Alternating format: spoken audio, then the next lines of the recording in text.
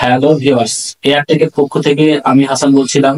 আজকে আপনাদের মাঝে আরো একটি নতুন ভিডিও নিয়ে হাজির হয়েছি। তো ভিডিওটি হচ্ছে আপনার বিকাশ স্টেটমেন্ট আমরা কিভাবে নিব।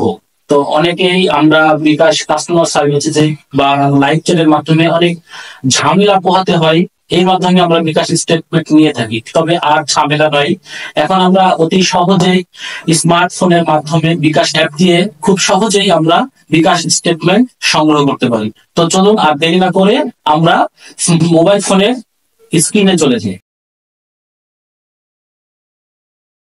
সর্বপ্রথমে আমাদের বিকাশ অ্যাপটি ইনস্টল করার পরে লগ ইন করতে হবে। লগ ইন করার পরে আমাদের যে পিন কোডটি দেওয়া থাকবে সেই পিন কোডটি দিয়ে আমাদের বিকাশ অ্যাপের ভিতরে প্রবেশ করতে হবে। তো আমি বিকাশ অ্যাপে যেয়ে আমি আমার পিন কোডটি বসাচ্ছি।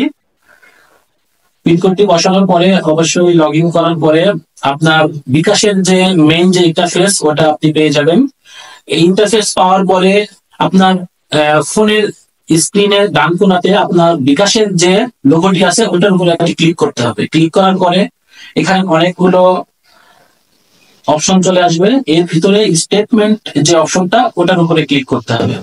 এটার উপরে ক্লিক করার পরে অনেক যতটা মানে লেনদেন হয়েছে সবগুলো বিবরণ চলে আসবে।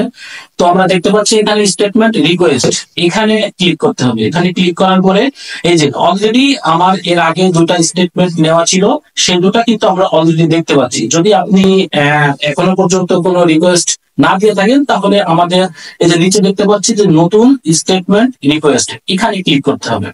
এখানে ক্লিক করার পরে দুটো অপশন চলে আসবে।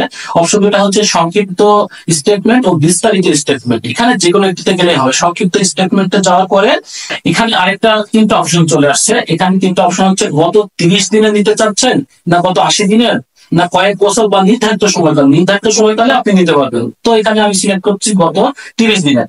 এখানে নিচে যে কনফার্ম আছে এটা আমি কনফার্ম করলাম। কনফার্ম করার পরে কনফার্ম দেওয়ার পর একটা রিকোয়েস্ট ওনাদের কাছে দিতে হবে। রিকোয়েস্ট দিয়ে দিলাম।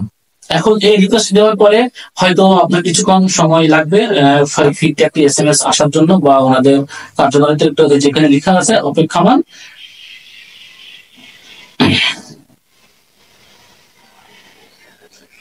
তো এই যে আমি ইতিমধ্যে আমার বিকাশ অ্যাপে একটা SMS পেয়ে গেছি।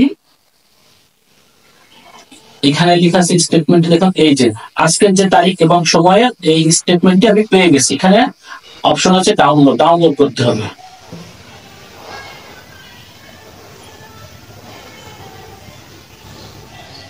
তো ডাউনলোড করার জন্য কিছুক্ষণ সময় লাগছে। তো এই যে কন্টিনিউ।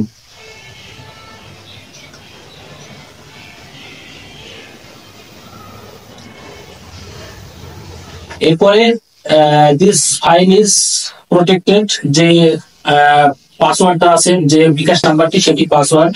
তো এখানে আমি আমার বিকাশ নাম্বারটি বসাচ্ছি। এই যে তাহলে আমরা নিমিষেই খুব সহজেই আমাদের বিকাশ স্টেটমেন্ট পেয়ে গেলাম। আশা করি সবাই বুঝতে পেরেছেন। যদি ভিডিওটি ভালো লাগে অবশ্যই লাইক কমেন্টস করবেন এবং আমাদের পাশে থাকবেন, সাবস্ক্রাইব করবেন। আল্লাহ হাফেজ।